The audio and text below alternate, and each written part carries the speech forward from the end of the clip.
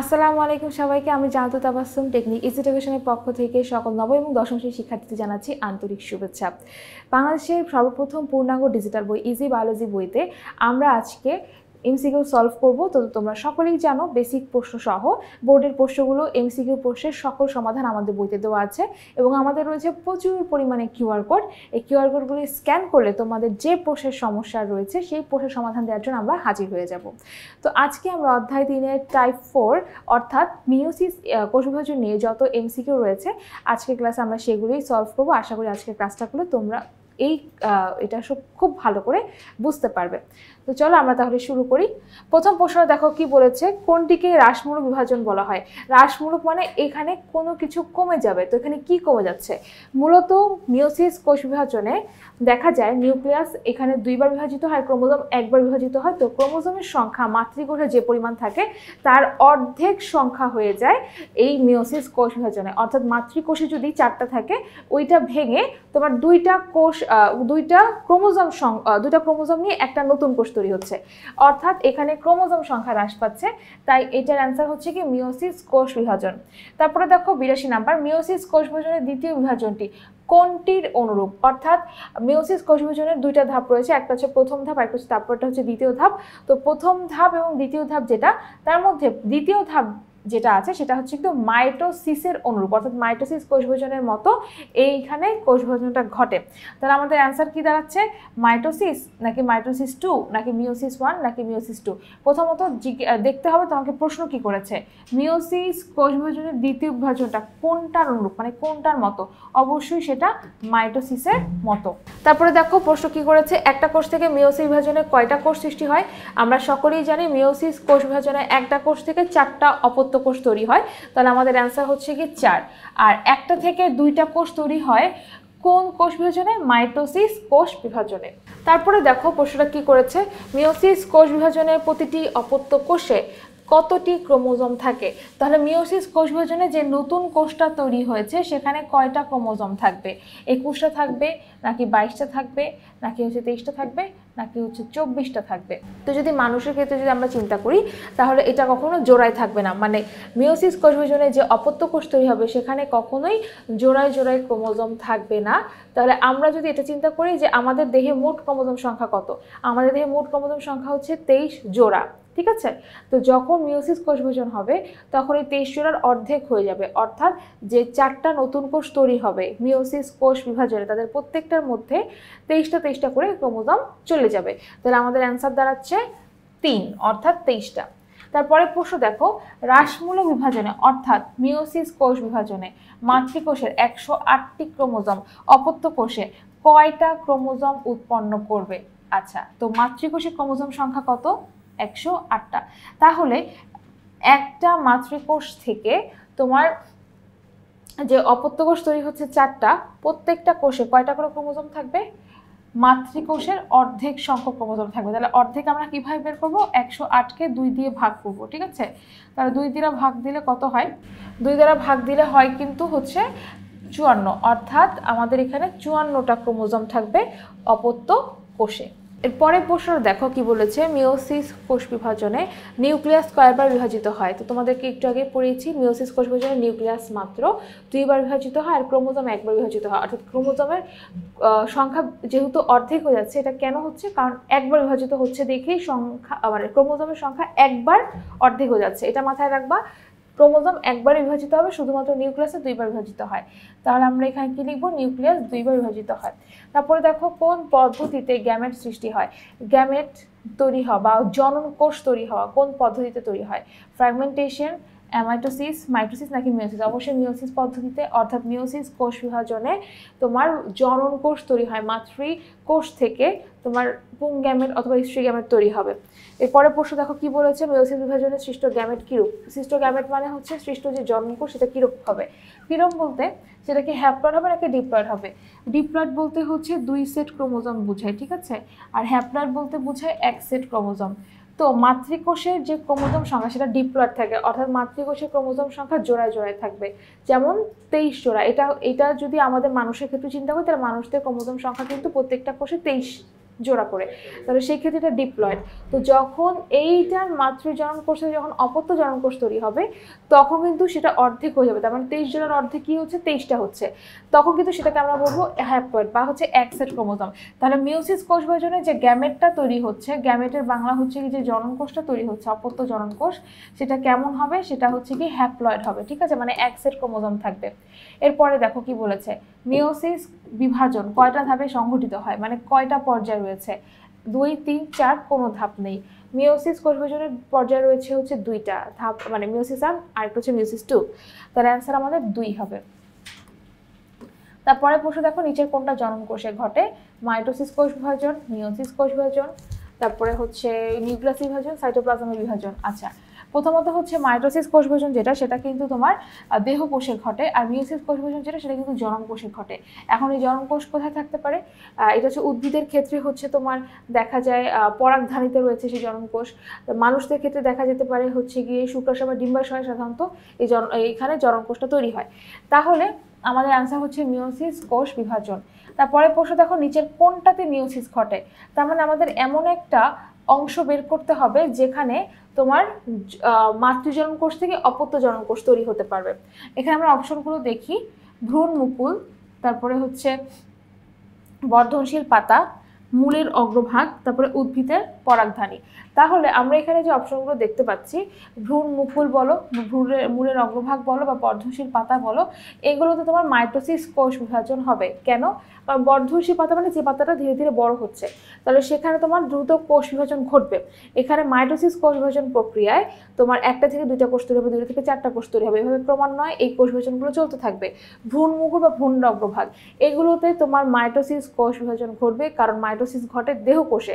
একটা উদ্ভিদের দেহ কোষ কোথায় কোথায় রয়েছে, যে মূলের অগ্রভাগে রয়েছে, বর্ধনশীল পাতাতে রয়েছে, ভ্রূণ মুকুলে রয়েছে, তাহলে এইগুলোতে তোমার কোন কোষ বিভাজন হচ্ছে, মাইটোসিস হচ্ছে। তাহলে বাকি থাকে কে, পরাগধানী। পরাগধানী এইখানে তোমার যে পরাগ রেণুটা রয়েছে, সেই পরাগ রেণুতে মূলত তোমার মিওসিস কোষ বিভাজন ঘটবে। এটা বিস্তারিত জানার জন্য আমাদের অধ্যায় 11 পড়তে হবে, তোমাদের যেহেতু সবার অধ্যায় 11 রয়েছে, তাহলে অধ্যায় 11টাতে তুমি যখন পড়বা যে কিভাবে পুং গ্যামেটোফাইট তৈরি হচ্ছে, মানে কিভাবে পুং জনন কোষ তৈরি হচ্ছে, তাহলে তুমি বুঝে যাবা যে আসলে পরাগধানীতে কেন মিওসিস ঘটছে। ঠিক আছে, পরাগধানীতে যেমন মিওসিস ঘটে, ঠিক একইভাবে ফুলের ক্ষেত্রে স্ত্রী স্তবকে, বা আমি যদি আরো ডিটেলসে বলি, সেটা হচ্ছে গর্ভাশয়, তোমার সাধারণত মিওসিস কোষ বিভাজনটা ঘটে থাকে। তার আমাদের অ্যান্সার 4। তারপরে দেখো, মিওসিস ঘটে সপুষ্পক উদ্ভিদের কোন অংশে, একটু আগে আমরা পড়ে আসছি পরাগধানীতে, তাহলে আমাদের অ্যান্সার হবে পরাগধানী। তারপরে প্রশ্ন দেখো, মিওসিস কোথায় ঘটে, ডিম্বাণু যন্ত্রে, শস্য কোষে, পরাগধানীতে, নাকি হচ্ছে জেনারেটিভ কোষে। এখানে দেখো মিওসিস কোথায় ঘটবে, পরাগধানীর কথা যদি আমি চিন্তা করি, আমরা তো এর আগের উত্তরটা দেখে আসছি যে কোথায় ঘটে, পরাগধানীতে। এখন পরাগধানীতে কি থাকে, পরাগ রেণু থাকে, যেখান থেকে পরাগ যে মাতৃকোষ আছে সেটা বিভাজিত হয়, বিভাজিত হয়ে 2টা অপত্য কোষ তৈরি করে, একটাকে জনন কোষ বলা হবে, একটা হচ্ছে যে জেনারেটিভ কোষ, একটা হচ্ছে নালিকা কোষ বলা হবে। তো জেনারেটিভ কোষের কথা বলা আছে, তার মানে জেনারেটিভ কোষে কিন্তু আর মিওসিস হচ্ছে না, কোথায় হচ্ছে, পরাগধানীর ভিতরে যে পরাগ রেণু আছে, পরাগ মাতৃকোষে তো মিওসিস কোষ বিভাজনটা হচ্ছে। একইভাবে ডিম্বাণু যন্ত্রের কথা যদি আমরা চিন্তা করি, ডিম্বাণু যন্ত্রটা হচ্ছে স্ত্রী গ্যামেট তৈরি হওয়ার পরে যেটা থাকে, সেটা হচ্ছে কি ডিম্বাণু যন্ত্র। ডিম্বাণু যন্ত্র তখন আর মিওসিস হবে না, কখন হবে, যখন মাতৃজনন কোষটা থাকবে, তখন সেখানে তোমার মিওসিস কোষ বিভাজন ঘটবে। আর কোষ বিভাজন ঘটার পরে, মিওসিস হওয়ার পরে তারপরে ডিম্বাণু তৈরি হবে বা ডিম্বাণু যন্ত্রটা তৈরি হবে। আর শস্য কোষটা কি হচ্ছে, নিষেকের পরে, অর্থাৎ একটা পুংজনন কোষ এবং হচ্ছে একটা সেকেন্ডারি নিউক্লিয়াসের সাথে যখন মিলন হবে তখন সেটা শস্য কোষে তৈরি হবে। তার মানে এগুলো কোনোটাই মিওসিসের মাধ্যমে তারা কোষ বিভাজন ঘটাবে না, শুধুমাত্র পরাগধানীতে মিওসিস কোষ বিভাজনটা ঘটবে। আচ্ছা, তারপরে প্রশ্নটা দেখো, মিওসিস কোষ বিভাজনের মাধ্যমে কোনটা ঘটে, জীবের ক্ষতস্থান পূরণ হয় না, এটা কখনোই সম্ভব না, এটা মাইটোসিস কোষ বিভাজনের মাধ্যমে কোনো জীবের ক্ষতস্থান পূরণ হবে। প্রজাতিতে বৈচিত্র্য সৃষ্টি হবে, টিউমার এবং ক্যান্সার হতে পারে, অপত্যকোষের ক্রোমোজোম সংখ্যা সমান থাকে। এটা সাধারণত মিওসিস কোষ বিভাজনের মাধ্যমেই তোমার প্রজাতিতে বৈচিত্র্য সৃষ্টি হয়। কারণ কি, কারণ মিওসিস কোষ বিভাজনে হচ্ছে ক্রোমোজোমের ক্রসিং ওভার হয়। ক্রসিং ওভার বলতে একটা ক্রোমোজোমের বাহু আরেকটা ক্রোমোজোমের বাহুর সাথে তারা এক্সচেঞ্জ করে। তো যখন 2টা ক্রোমোজোম তাদের মধ্যে বাহু 2টা এক্সচেঞ্জ করছে, ওই বাহু 2টার ভিতরে থাকা ডিএনএটাও এক্সচেঞ্জ হচ্ছে, তার মানে সেই প্রজাতির মধ্যে বৈচিত্র্যের সৃষ্টি হচ্ছে।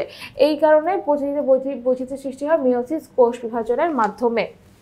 এরপরে প্রশ্ন দেখো, মিওসিস কোষ বিভাজনে কি কি ঘটে, প্রজাতির বৈশিষ্ট্য অক্ষুণ্ণ থাকে, মস উদ্ভিদের জাইগোটে ঘটে, অঙ্গজ প্রজনন সাধিত হয়। আচ্ছা, অবশ্যই প্রজাতির বৈশিষ্ট্যটা অক্ষুণ্ণ থাকবে, কারণ কি মিওসিস কোষ বিভাজনের ক্ষেত্রে একই প্রজাতির মধ্যে বৈশিষ্ট্যগুলো সেম থাকবে, অর্থাৎ মানুষের থেকে যে সন্তান হবে সেটা কিন্তু মানুষের মতোই ক্রোমোজোম সংখ্যা নিয়ে জন্মগ্রহণ করবে। মানুষের যে ক্রোমোজোম সংখ্যা সেটা কিন্তু ধ্রুবক থাকবে, অর্থাৎ একটা মানুষের যে ক্রোমোজোম সংখ্যা 23 জোড়া যদি হয়, তাহলে তার সন্তান সন্ততির মধ্যেও ক্রোমোজোম সংখ্যা 23 জোড়াই থাকবে। এটাই হচ্ছে প্রজাতির বৈশিষ্ট্য অক্ষুণ্ণ থাকা, অর্থাৎ এখানে ক্রোমোজোম সংখ্যা বৃদ্ধিও পাবে না বা কমবেও না, যার ফলে প্রজাতির বৈশিষ্ট্য অক্ষুণ্ণ থাকবে না। এই ধরনের ঘটনাগুলো মিওসিস কোষ বিভাজনের ক্ষেত্রে ঘটে না। তারপরে দেখো মস উদ্ভিদের জাইগোটে ঘটে। হ্যাঁ, কিছু কিছু উদ্ভিদ আছে যেমন মস বা শৈবাল, এদের জাইগোটে তোমার হচ্ছে মিওসিস কোষ বিভাজন ঘটে। এটা হচ্ছে ব্যতিক্রম, কারণ কি মস একটা পূর্ণাঙ্গ উদ্ভিদ না, যেমন বট গাছ বা আম গাছ যেমন একটা পূর্ণাঙ্গ উদ্ভিদ, মস কিন্তু এরকম একটা উদ্ভিদ না। এই কারণে মস উদ্ভিদের যে জাইগোট আছে সেখানে মিওসিস কোষ বিভাজনটা ঘটবে।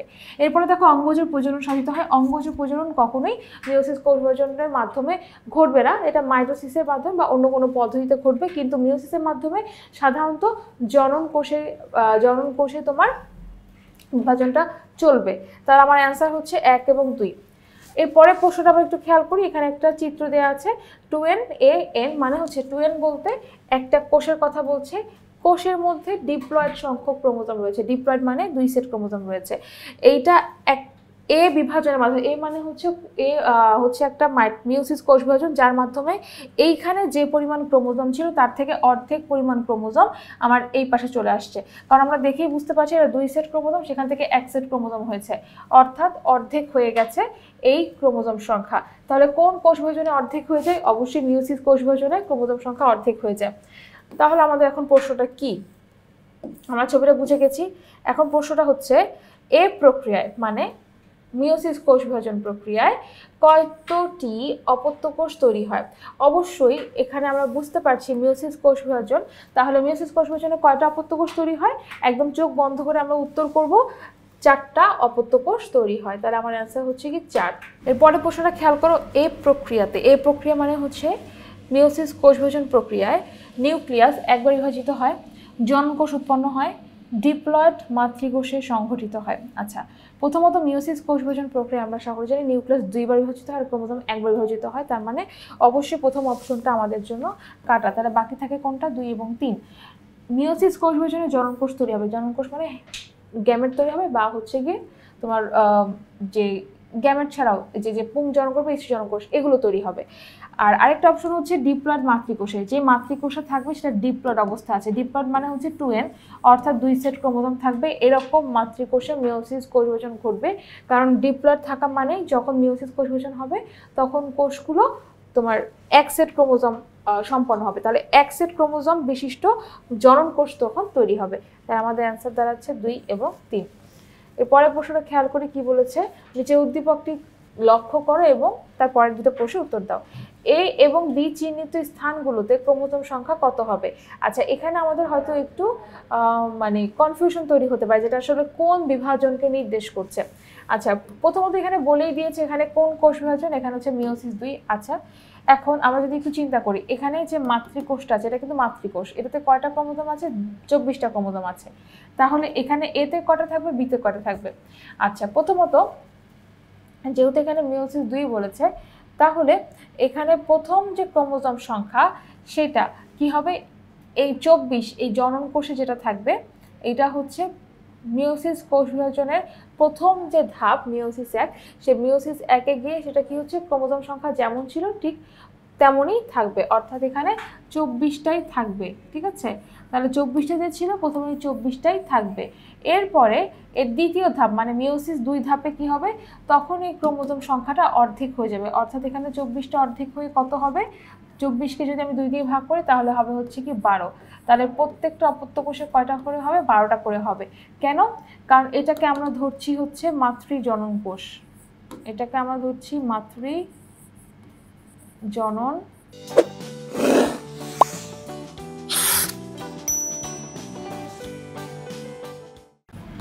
ঠিক আছে, এটাকে আমরা ধরছি মাতৃজনন কোষ। এই মাতৃজনন কোষে কয়টা ক্রোমোজোম রয়েছে? 24টা ক্রোমোজোম রয়েছে। এই 24টা ক্রোমোজোম যখন রয়েছে তখন মিওসিস কোষ বিভাজনের প্রথম ধাপে সেটা একই সংখ্যক ক্রোমোজোম তৈরি করবে, একই সংখ্যক ক্রোমোজোম নিয়ে অপত্য কোষ বলতে এখানে হচ্ছে গিয়ে দুইটা কোষ তৈরি করছে এবং এখানে নিউক্লিয়াস একবার বিভাজিত হচ্ছে, ক্রোমোজোম কিন্তু এখানে বিভাজিত হচ্ছে না। এর পরের ধাপে গিয়ে যখন মিওসিস 2 ধাপ, তখন হচ্ছে ক্রোমোজোম সংখ্যা অর্ধেক হয়ে যাবে, অর্ধেক হয়ে কত হবে, এই একটা কোষ থেকে তখন দুইটা কোষ তৈরি হবে, এখানে একটা কোষ থেকে দুইটা কোষ তৈরি হবে। তাহলে 24টা যদি ক্রোমোজোম থাকে তাহলে প্রত্যেকটাতে 12টা করে ক্রোমোজোম সংখ্যা থাকবে। তাহলে আমাদের অ্যান্সার হচ্ছে গিয়ে 24 এবং 12। এখন তুমি যদি অন্য সংখ্যাগুলো বসাও তাহলে কিন্তু অ্যান্সার মিলবে না। যেমন তুমি যদি এখানে এতে বসাও 12, তাহলে বিতে কখনোই 16 হওয়ার চান্স নাই, ঠিক আছে। আবার এখানে যদি তুমি এতে 24 বসাও, তাহলে বিতে যদি 24 বসাও, তাহলেও কিন্তু আমার অ্যান্সার মিলছে না। কারণ কি, কারণ মিওসিস কোষ বিভাজন বলো বা মাইটোসিস কোষ বিভাজন বলো, এখানে ক্রোমোজোম একটা গুরুত্বপূর্ণ ভূমিকা পালন করে। তো মিওসিস কোষ বিভাজন প্রক্রিয়ায় কিন্তু ক্রোমোজোম সংখ্যা কমে যায়, আর মাইটোসিস কোষ বিভাজন প্রক্রিয়া কিন্তু ক্রোমোজোম সংখ্যা কমে না, বরং সমান থাকে। তো এখানে যেহেতু মাইটোসিস বুঝায় নাই, এখানে মিওসিস কোষ বিভাজনে বুঝিয়েছে, কারণ আমরা বুঝতে পারছি, ছবি দেখে বুঝতে পারছি, প্লাস এখানে মিওসিস 2 দিয়েই দিয়েছে। তাহলে আমাদের অবশ্যই 24 এবং 24 হবে না, একইভাবে 12 এবং 12 হবে না, অর্থাৎ এখানেও 12 হবে না, এখানেও 12 হবে না। কেন? কারণ মিওসিসের দুইটা ধাপ রয়েছে, একটা মিওসিস 1 একটা মিওসিস 2। সেই ধাপগুলো যদি আমরা পর্যবেক্ষণ করি, তাহলে প্রথম যে পর্যায় সেখানে তোমার সমসংখ্যক ক্রোমোজোম থাকবে মাতৃকোষের মতো, কিন্তু পরের ধাপে যখন যাবে তখন সেখানে মাতৃকোষের থেকে অর্ধেক হয়ে যাবে ক্রোমোজোম সংখ্যা, ঠিক আছে। এই জন্য এই পরটাতে 12 করে হয়েছে। এরপরে প্রশ্ন খেয়াল করো কি বলেছে, উদ্দীপকে প্রদর্শিত কোষ বিভাজনের ফলে, মানে মিওসিস কোষ বিভাজনের ফলে প্রজাতির মধ্যে বৈচিত্র্য দেখা দেয়। অবশ্যই মিওসিস কোষ বিভাজনের মাধ্যমে প্রজাতির ক্ষেত্রে বৈচিত্র্য দেখা দিবে। প্রজাতির ক্রোমোজোমের সংখ্যা ধ্রুবক থাকে, অবশ্যই প্রজাতির ক্রোমোজোমের সংখ্যা ধ্রুবক থাকবে। কোষের স্বাভাবিক আকার আকৃতি বজায় থাকে। আচ্ছা, মিওসিস কোষ বিভাজনের ফলে কোষের প্রজাতির মধ্যে বৈচিত্র্য দেখা দেয় এবং ক্রোমোজোমের সংখ্যা সবসময় ধ্রুবক থাকে। অর্থাৎ হচ্ছে মানুষের যে ক্রোমোজোম সংখ্যা থাকার কথা যে 23 জোড়া, সেই 23 জোড়া ক্রোমোজোমই মানুষদের মধ্যে থাকবে, 25 জোড়া বা 26 জোড়া বা 30 জোড়া এরকম হবে না। তাহলে আমাদের অ্যান্সার কি হবে? 1 এবং 2, ঠিক আছে। আর লাস্টেরটা হবে না, কেন হবে না? কারণ কোষের স্বাভাবিক আকার আকৃতি বজায় থাকে হচ্ছে মাইটোসিস কোষ বিভাজনের কারণে। দেহ কোষের বিভাজন যেটা মাইটোসিস কোষ বিভাজনটা ঘটায়। তারপরে প্রশ্ন দেখো, একটা মাত্র কোষ থেকে বহু কোষী জীবের সৃষ্টি। এক কোষী জীবদেহ থেকে অসংখ্য জীবদেহ এবং জনক সৃষ্টি করে নতুন প্রজন্মের ধারা রক্ষা করে কোষ বিভাজন। তাহলে বহু কোষী জীব সৃষ্টির ক্ষেত্রে কোষ বিভাজনে নতুন কোষের ক্রোমোজোম সংখ্যা সমান থাকে, ক্রোমোজোম মাত্র একবার বিভাজিত হয়, ভ্রূণের বৃদ্ধি ঘটে। আচ্ছা, বহু কোষী জীব যখন তৈরি হয় তখন কোষ বিভাজনে কি ঘটে? তখন কিন্তু নতুন কোষের ক্রোমোজোম সংখ্যা সমান থাকবে, অর্থাৎ বহু কোষী জীবের যত নতুন কোষ তৈরি হোক না কেন ক্রোমোজোম সংখ্যা সবসময় সেম থাকে। ক্রোমোজোম একবার মাত্র বিভাজিত হবে। আচ্ছা, ক্রোমোজোম একবার বিভাজিত হয় কখন? যখন হচ্ছে কি মাইটোসিস কোষ বিভাজনে বা মিওসিস কোষ বিভাজনে কি হচ্ছে, ক্রোমোজোম মাত্র একবার বিভাজিত হয় এবং ভ্রূণের বৃদ্ধি ঘটে। তাহলে একটা মাত্র কোষ থেকে যে বহু কোষী জীবের সৃষ্টি হয়, ওই একটা মাত্র কোষ মানে জাইগোট থেকে যে জাইগোটটা তৈরি হচ্ছে সেখানে তোমার মিওসিস কোষ বিভাজন একবার হবে। অর্থাৎ মিওসিস কোষ বিভাজনের মাধ্যমে যখন জননকোষ তৈরি হয় সেখান থেকে জাইগোটটা তৈরি হচ্ছে, ঠিক আছে। জাইগোটটা যখন তৈরি হয়ে যাবে সেখান থেকে মাইটোসিস প্রক্রিয়ার মাধ্যমে বারবার কোষ বিভাজন ঘটতে থাকবে। এই কারণে আমাদের অ্যান্সার কিন্তু এই তিনটেই হবে, কারণ তিনটেই হচ্ছে আমরা কোষ বিভাজনে ঘটতে দেখি। এরপরে প্রশ্ন দেখো কি বলেছে, যে জননকোষের বিভাজন অন্য সকল বিভাজন থেকে আলাদা। কেন? কারণ হচ্ছে জননকোষের বিভাজন হচ্ছে মিওসিস কোষ বিভাজন, ঠিক আছে। তাহলে মিওসিস কোষ বিভাজনে কি হয়? অস্বাভাবিক কোষ সৃষ্টি হয় না, কখনোই না। মাইটোসিসে অস্বাভাবিক কোষ সৃষ্টি হবে।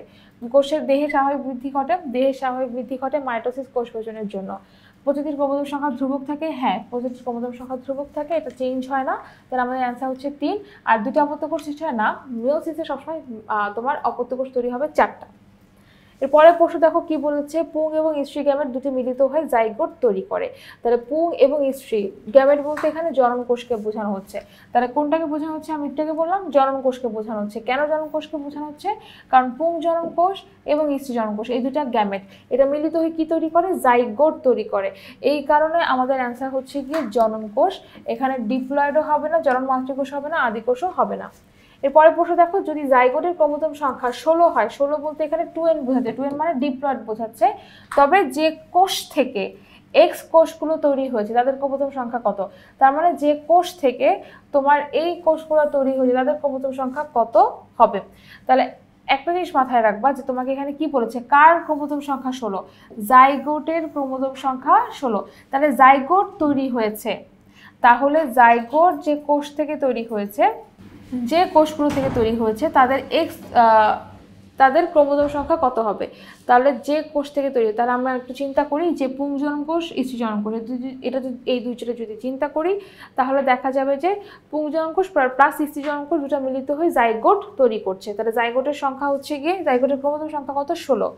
আচ্ছা, তাহলে এখন আমরা একটু এখানে ছবি এঁকে বুঝি, তাহলে বুঝতে পারবো। দেখো, জাইগোটের ক্রোমোজোম সংখ্যা 16, যে কোষ থেকে এই যে এটা তৈরি হয়েছে, গ্যামেট তৈরি হয়েছে, ঠিক আছে, তাদের ক্রোমোজোম সংখ্যা কত।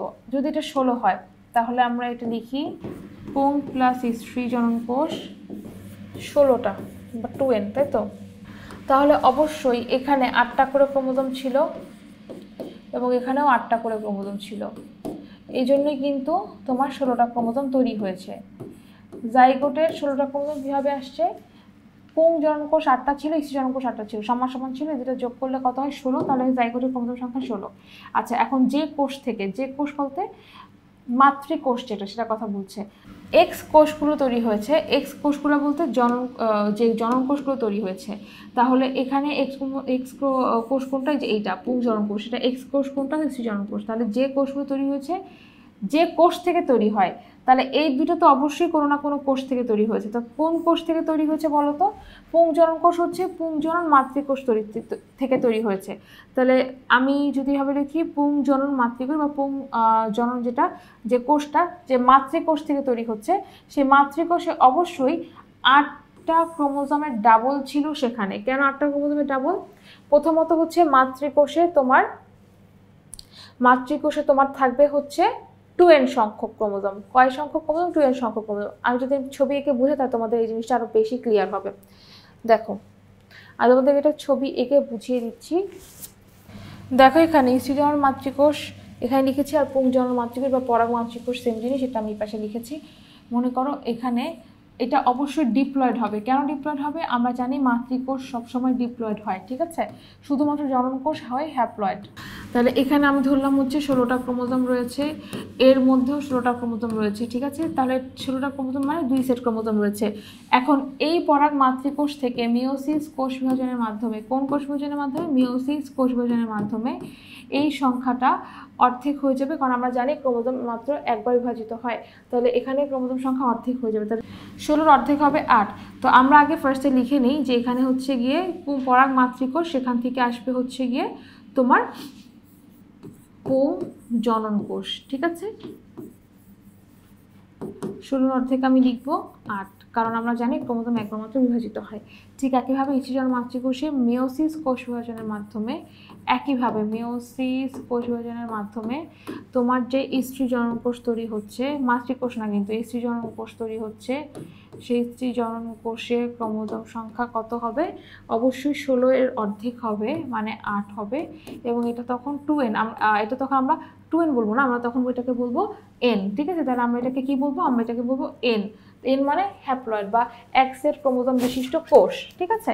এখন এই পুংজনন কোষ এবং স্ত্রীজনন কোষ, এই দুটো যখন মিলিত হবে, এটা যখন মিলিত হবে তখন কি দাঁড়াবে? তখন হচ্ছে জাইগোট হবে। অর্থাৎ স্ত্রীজনন কোষ এবং পুংজনন কোষ 8টা প্লাস 8টা, মোট কত হয়? 16টা। তখন 8টা প্লাস 8টা যোগ করলে হয় জাইগোট, n প্লাস n যোগ করলে হয় হচ্ছে গিয়ে 2n। তাহলে আমরা যেটা বুঝতে পারছি যে জাইগোট যেটা 16 হচ্ছে, জাইগোটটা যে জন্মকোষ দিয়ে তৈরি হচ্ছে, সেই জন্মকোষের সংখ্যা কত হবে? 16 অর্ধেক হবে। তাই 16 অর্ধেক হলো 8টা। এখন এই কোষটা, এই জন্মকোষগুলো যে কোষ থেকে তৈরি হয়েছে, তাদের ক্রোমোজোম সংখ্যা কত হবে? অবশ্যই এটা ডাবল হবে। কেন ডাবল হবে?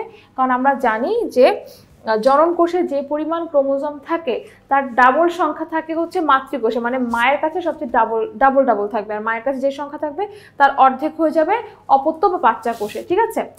তাহলে আমাদের আশা করি এই জিনিসটা খুব ভালো করে ক্লিয়ার হয়ে গেছে, কারোর কোনো প্রবলেম নাই, কারণ এটা খুব ইম্পর্ট্যান্ট একটা প্রশ্ন। তো অনেকে দেখা যায় জিনিসটা যখন বুঝে না তখন কিন্তু অ্যান্সার করতে পারে না। পরীক্ষায় এভাবে সংখ্যা দিয়ে তোমাদের প্রশ্ন আসতে পারে।